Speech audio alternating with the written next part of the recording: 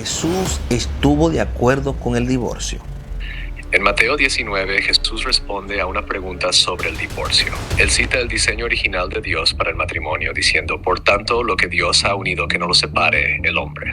Aquí la palabra griega utilizada es porneia, que se traduce comúnmente como inmoralidad sexual y puede abarcar varios tipos de conductas sexuales inapropiadas, no solo el adulterio. La empresa estadounidense OpenAI, creadora del programa ChatGPT, presentó el lunes su nuevo modelo de inteligencia artificial generativa. Hey, ChatGPT, I'm Mark. How are you? Oh, Mark. I'm doing great. Thanks for asking. How about you? Saludos amigos y amigas del canal del Pastor Aner. Bendiciones para todos los seguidores de este canal. Bendigo tu vida de una manera especial y espero que la paz de Dios esté contigo. Y gracias por seguir este canal y todo lo que estamos haciendo en él. Usted sabe que se ha hecho tendencia lo que es la inteligencia artificial. Y hoy vamos a utilizar una que se llama ChatGPT, donde le vamos a hacer preguntas difíciles de la Biblia para ver qué responde la inteligencia artificial. Esta inteligencia artificial fue creada por OpenAI, que es una compañía que trabaja con inteligencia artificial. Le voy a poner algunos videos para que ustedes vean de qué se trata esta compañía. Esta versión que yo tengo es una versión 4.0.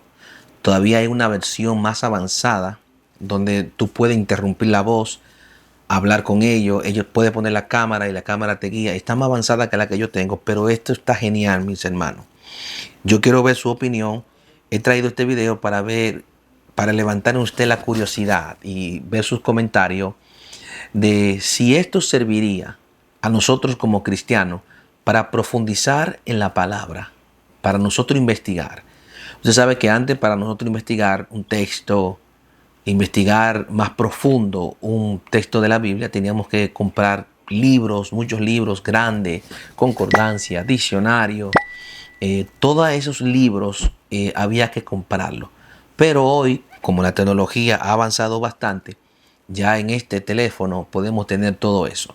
Y vamos a hacerle preguntas difíciles a ChatGPT, que prontamente, ya en el mes de octubre, mes de noviembre, viene una versión más avanzada. Y mire cómo esto funciona. No he visto a nadie tal vez haciendo un video como este en el ámbito cristiano, utilizando la inteligencia artificial, haciéndole preguntas de las cuales muchos líderes y pastores muchas veces, incluyéndome, no sabemos responder. Temas difíciles que a veces nosotros no estamos claros de cómo responder, pero la inteligencia artificial te da mucho detalle y toca muchos temas importantes que a veces nosotros ignoramos y están ahí en la Biblia. Así que vamos a esta aventura y te voy a dejar primeramente que ella te salude y después vamos a arrancar con las preguntas. Le vamos a hacer preguntas difíciles a ver cómo responde bíblicamente la inteligencia artificial. Vamos allá.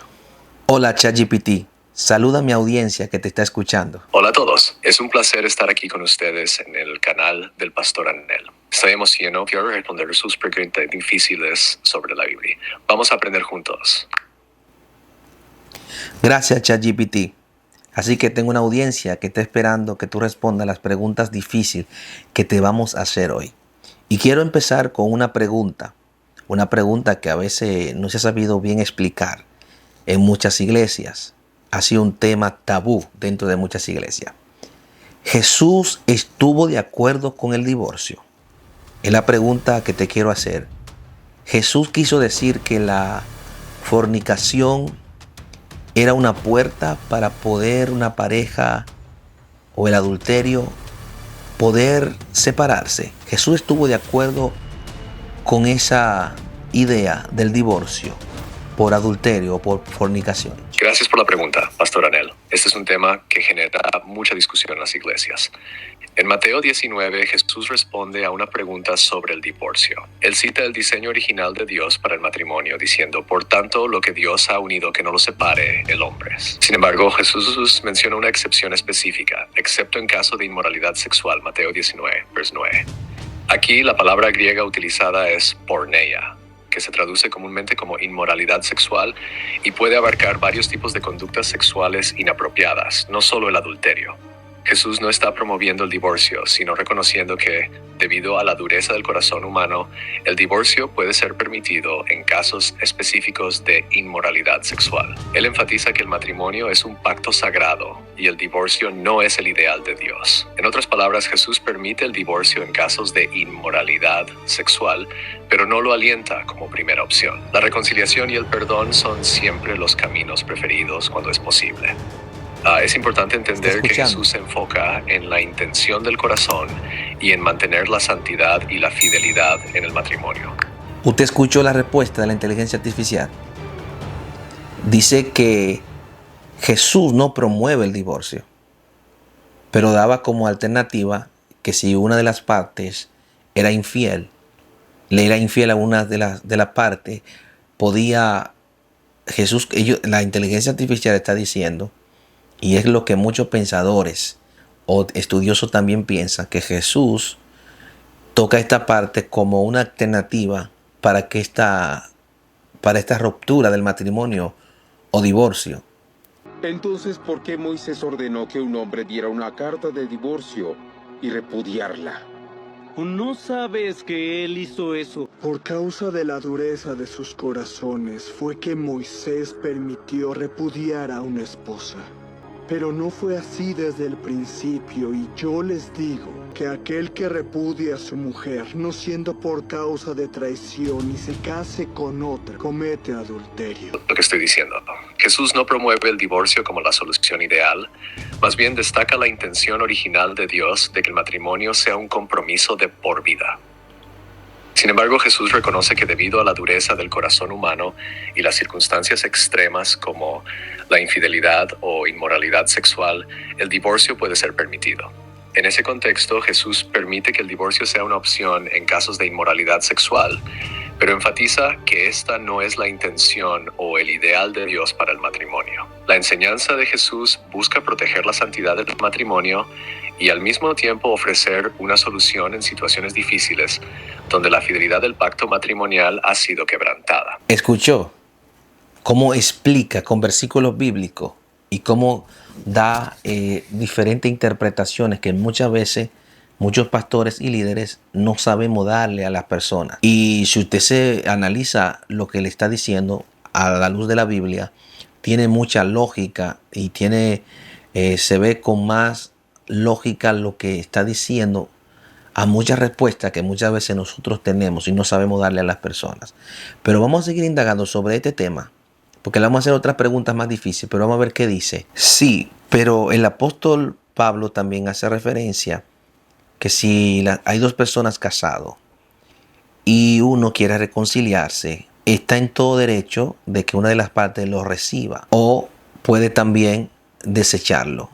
¿Qué fue lo que dijo el apóstol Pablo cuando dijo estas palabras? ¿Acaso tiene alguna concordancia con lo que Jesús acaba de enseñar sobre el divorcio? Sí, Pastor Anel, el apóstol Pablo también aborda el tema del matrimonio y el divorcio en su primera carta a los Corintios, específicamente en el capítulo 7.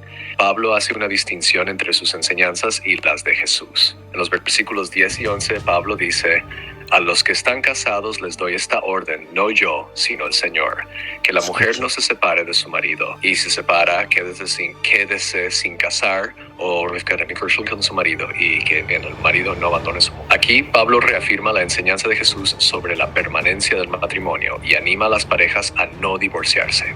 Sin embargo, si ocurre una separación, Pablo sugiere que deben permanecer solteros o reconciliarse. Esto concuerda con Fanny Friends de Jesús, de que el matrimonio es un compromiso. Más adelante, en 1 Corintios 7, 2 y 16, Pablo aborda una situación específica no tratada por Jesús, cuando un cónyuge no creyente decide abandonar al creyente. Pablo dice que si el cónyuge no creyente se separa, el creyente no está obligado a mantenerse en esa unión. Dios nos ha llamado a vivir en paz. En este caso, el creyente no es considerado en pecado si el matrimonio termina debido a la decisión del cónyuge no creyente. Pablo y Jesús coinciden en que el matrimonio debe ser preservado tanto como sea posible. Ambos reconocen situaciones específicas en las que el divorcio puede ser permitido, Jesús menciona la inmoralidad sexual y Pablo menciona el abandono por parte de un cónyuge no creyente. Escucha esa explicación. En ambas enseñanzas, la idea central es que el matrimonio es sagrado y debe ser mantenido, pero también se tiene en cuenta la realidad de las relaciones humanas y las situaciones difíciles que pueden surgir. Wow. Dejen en los comentarios qué piensa usted sobre esta explicación que está dando la inteligencia artificial. Yo veo esta explicación muy válida, mis hermanos, y a la luz de la palabra.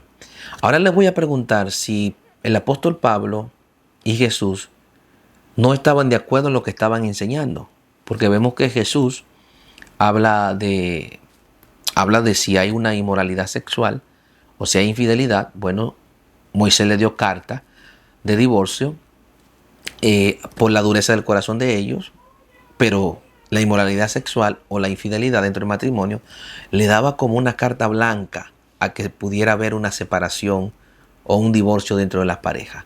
Pero el apóstol Pablo como que dice no se separen. Vamos a ver si la inteligencia artificial sabe resolver esta diferencia entre Jesús y Pablo. Vamos a preguntarle. Pero parece que hay una discordancia o no hay un acuerdo entre lo que enseña Jesús y lo que enseña el apóstol Pablo.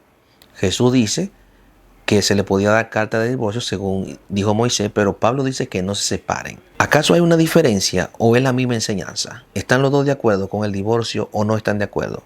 Es una buena observación, Pastor Anel, y este es un tema que ha sido debatido ampliamente.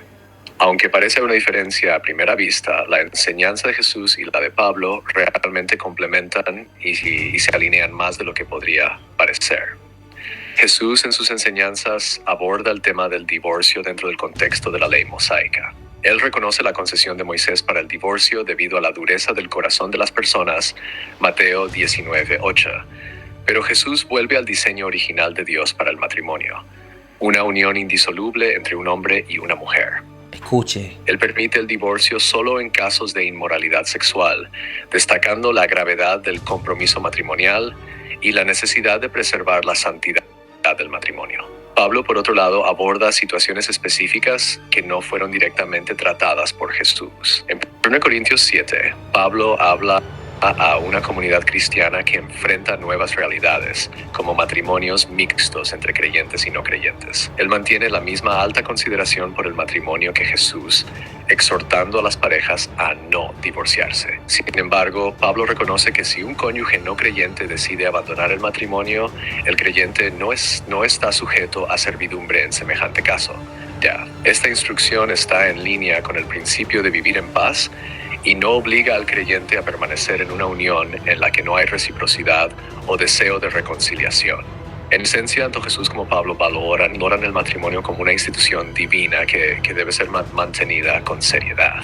Ambos reconocen circunstancias específicas donde el divorcio podría ser permitido. Jesús menciona la inmoralidad sexual y Pablo menciona el abandono por parte de un cónyuge no creyente. Usted deje en los comentarios qué le parece esa definición. Muchas veces, y eso es lo que yo quiero enfatizar en este video, muchas veces muchos de nosotros como líderes, incluyéndome yo como pastor, a veces no tenemos esa respuesta porque tal vez no hemos indagado lo suficiente sobre el asunto, y más este asunto del divorcio en las parejas. Y muchas veces nosotros no damos una explicación muy profunda como le está dando la inteligencia artificial. No quiero decir que esto va a quitar la revelación o va a quitar la Biblia, sino yo creo que si esta herramienta nosotros la utilizamos para profundizar en la palabra e investigar como se debe, yo creo que es una herramienta sumamente importante para nosotros profundizar y saber responder a muchas preguntas que mucha gente, no solamente en la iglesia, sino fuera, no hacen. Así que usted vio la respuesta, vamos a seguirle preguntando. Le voy a preguntar, yo creo que ustedes dejen en los comentarios qué le pareció esa respuesta sobre el divorcio. Le voy a preguntar sobre la Trinidad. Si es por qué Dios es trino, si es un solo Dios.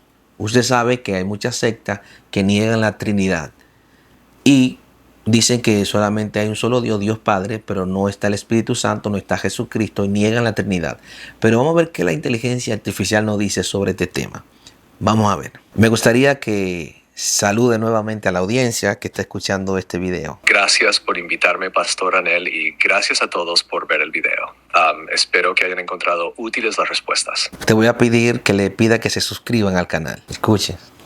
Claro, Pastor Anel. Amigos, si les gustó este video y quieren seguir aprendiendo y explorando temas interesantes como este, no olviden suscribirse al canal del Pastor Anel. Activen la campanita para no perderse ninguno de los próximos videos. Vio hasta cómo saluda, cómo está de acuerdo con lo que estamos hablando. O sea, cómo va en la misma línea. Vamos a hacerle la pregunta ahora. Quiero que le diga a mi audiencia que te está escuchando. Tú sabes que hay muchas sectas que niegan la Trinidad. Dicen que solamente es Dios, pero que no existe el Hijo ni el Espíritu Santo. Quiero que tú me digas a la luz de la Biblia exactamente si la Trinidad es real o no es real. ¿Existe la Trinidad en la Biblia? ¿La Biblia menciona la Trinidad o no la menciona? Gracias por la pregunta, Pastor Anel. Este es un tema importante y muy distintivo para que esté cristiana. La palabra Trinidad en sí misma no aparece en la Biblia. Sin embargo, el concepto de la Trinidad, un Dios en tres personas, Padre, Hijo y Espíritu Santo, se deriva de varios pasajes bíblicos que sugieren la unidad y diversidad en la deidad de Dios. Por ejemplo, en el Evangelio de Mateo 28-19, Jesús instruye a sus discípulos a bautizar en el nombre del Padre y del Hijo y del Espíritu Santo. Este versículo sugiere una igualdad entre las tres personas de la Trinidad y muestra que todas son parte de un mismo nombre divino. Otro ejemplo es en el Evangelio de Juan. En Juan 1:14 se habla del Verbo, refiriéndose a Jesús, el Hijo, que estaba con Dios y era Dios desde el principio. En 2 Corintios 3:14, Pablo cierra su carta con una bendición que menciona las tres personas de la Trinidad: la gracia del Señor Jesucristo, el amor de Dios y la comunión del Espíritu Santo sean con todos vosotros. Aunque la Biblia no usa la palabra Trinidad, estos pasajes y otros muestran claramente una distinción de personas dentro de la única deidad de Dios. Por eso, la mayoría de los cristianos creen en la Trinidad como una forma de entender la naturaleza compleja de Dios revelada en las Escrituras. Por lo tanto, el concepto de la Trinidad está apoyado por la enseñanza bíblica, aunque el término como tal no esté presente. La idea de un Dios trino es parte fundamental de la fe cristiana, basada en la revelación bíblica de Dios como Padre, Hijo y Espíritu Santo, tres en uno. ¿Escuchó la respuesta? Con cita bíblica, definiciones y conceptos sobre la Trinidad. Está interesante, mis hermanos, esto. No sé si usted está entendiendo este video. Yo le invito a usted que usted pruebe para que usted pueda profundizar más en la palabra y sobre cualquier tema que usted le pueda preguntar. Vamos a hacerle una pregunta que a veces es una pregunta de debate dentro de las iglesias. Si una mujer puede ser pastora o no, según la Biblia. Porque usted sabe que muchas iglesias no permiten que las mujeres sean pastoras o que enseñen. Porque Pablo dijo que la mujer callara en la iglesia. Pero vamos a ver cómo responde la inteligencia artificial. Muchas veces sucede que se carga, hay que borrarlo y volver nuevamente a hablar con la inteligencia artificial porque se carga con todo lo que está diciendo y a veces dura tiempo para cargarse. Vamos a ver. Y todo esto, hermano, es gratuito. Esta aplicación es gratuita. Hay una versión, la versión ChatGPT Plus, que usted paga como $20 mensual y las respuestas son más rápidas y le dan más token, como se llama, para darle respuesta, pero es gratuito. Sabe que la mujer como pastora en el contexto de hoy en las iglesias, muchas iglesias no permiten que una mujer sea pastora por el hecho de que Pablo enseñó de que la mujer callara en la iglesia y que le preguntara a su marido en la casa. ¿El apóstol Pablo realmente prohibió que una mujer fuera pastora en una iglesia? El tema de la mujer como pastora en la iglesia es uno de los más debatidos en el cristianismo contemporáneo, y la interpretación de las enseñanzas del apóstol Pablo juega un papel crucial en esta discusión. Pablo en sus cartas, específicamente en 1 Corintios 14, de 34 y 35 y Timoteo 2, 11, 12, habla sobre el rol de la mujer en la congregación. En estos pasajes menciona que las mujeres deben guardar silencio en las iglesias y no enseñar o ejercer autoridad sobre el hombre. Muchos interpretan estos pasajes como una prohibición directa de que las mujeres sirvan en roles de liderazgo, como el de pastora. Sin embargo, es importante considerar el contexto cultural y social de la época en que Pablo escribió estas cartas. En el primer siglo, la posición de la mujer en la sociedad era significativamente diferente de la actual. Algunas iglesias interpretan estos pasajes como instrucciones específicas para la situación de la iglesia en ese momento y no como un mandato universal para todas las iglesias en todas las épocas. Hay también otros pasajes bíblicos donde las mujeres juegan roles significativos en el ministerio, como Priscila, quien junto a su esposo Aquila enseñó a Apolos, un predicador poderoso, Hechos 18:26, o Junia, a quien Pablo llama notable entre los apóstoles, Romanos 16. Tremenda explicación. Por eso, algunas iglesias y denominaciones creen que el liderazgo pastoral no debe estar limitado por el género y que tanto hombres como mujeres pueden ser llamados por Dios para liderar. Otras, en cambio, mantienen una interpretación más literal de los pasajes de Pablo y no permiten que las mujeres sean pastoras. La decisión sobre si una mujer puede ser pastora suele depender de la interpretación teológica de cada denominación o iglesias. ¿Qué piensas tú al respecto, Pastor Aner? Vio cómo explica, sin rodeo, sin tabú. Yo creo que esto debe inspirar a nosotros a profundizar más en la palabra y no tener respuestas tan mediáticas, a veces para salir del paso del pueblo o de la gente. Yo creo que nosotros debemos investigar más. Yo sé que tal vez usted está pensando, pastor, pero usted no puede hacerle mucho caso a esto porque esto puede traer una herejía o puede traer una enseñanza errónea. Yo esto lo estoy viendo a la luz de la palabra. Yo creo que todo lo que ha explicado hasta ahora, yo creo que vale la pena escucharlo y atenderlo, lo que ha dicho con profundidad, con versículos bíblicos y todo. Yo creo que usted ponga atención. Si a usted no le gusta la inteligencia artificial, déjelo en los comentarios. Pero si le gusta este video, le voy a pedir que le dé like y se suscriba. Y que vamos a hacerle unas preguntas más para ver si sabe responder sobre algunos temas que también son difíciles. Así que le voy a preguntar sobre cuál es el versículo más difícil de la Biblia. El versículo más difícil de interpretar de la Biblia. Vamos a ver qué nos responde. Me gustaría que me diga cuál es el versículo más difícil de interpretar en la Biblia. Uno de los versículos más difíciles de interpretar en la Biblia es Hebreos 6:4-6, que dice: porque es imposible que los que una vez fueron iluminados y gustaron del don celestial y fueron hechos partícipes del Espíritu Santo, y asimismo gustaron de la buena palabra de Dios y los poderes del siglo venidero, y recayeron, sean otra vez renovados para arrepentimiento, crucificando de nuevo para sí mismos al Hijo de Dios y exponiéndolo a vituperio. Este pasaje ha sido objeto de muchos debates teológicos. Algunos interpretan que se refiere a los creyentes que caen de la gracia y pierden su salvación, mientras que otros creen que describe a personas que nunca fueron verdaderamente salvas. La dificultad radica en comprender el contexto de caer y renovar al arrepentimiento, así como en cómo esto se alinea con el concepto de la gracia y la salvación eterna. Increíble, increíble. ¿Sabía usted que ese era el versículo más difícil de interpretar? En Hebreos 6, del 1 al 8. Léalo e investígalo. Vamos a preguntarle ahora, vamos a hacerle una pregunta sobre cuántos versículos tiene la Biblia en total.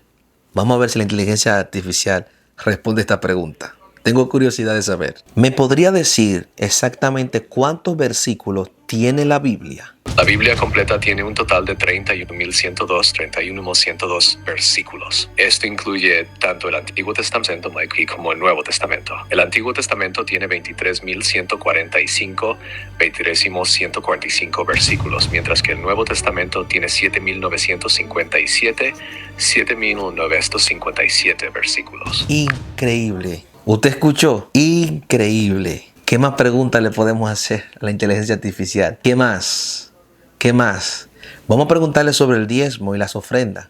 Si todavía en el día de hoy hay que diezmar en las iglesias. ¿Qué le parece? Vamos a preguntarle. ¿Tú crees que en este tiempo, en este contexto de la iglesia, todavía el mandato del diezmo está vigente? ¿Hay que diezmar todavía en este tiempo? El tema del diezmo en el contexto actual de la iglesia es un tema de debate entre cristianos. Algunos creen que el mandato del diezmo, dar el 10% de los ingresos a la iglesia, sigue siendo aplicable hoy como un principio bíblico que refleja obediencia y dependencia de Dios, basado en pasajes del Antiguo Testamento como Malaquías 10. Sin embargo, otros argumentan que en el Nuevo Testamento el énfasis está en la generosidad y en dar voluntariamente según las posibilidades de cada persona, como se ve en 2 Corintios 9, versículo 7, que dice: cada uno dé como propuso en su corazón, no con tristeza ni por necesidad, porque Dios ama al dador alegre. Según esta perspectiva, el diezmo no es un mandato obligatorio, sino que la verdadera esencia es dar con un corazón generoso. En definitiva, depende de la interpretación teológica y la tradición de cada iglesia. Algunas iglesias enseñan que el diezmo sigue siendo un mandato vigente, mientras que otras lo ven como una práctica opcional dentro de un marco más amplio de generosidad cristiana. Escuchó cómo hace diferentes enfoques sobre lo que le pregunto.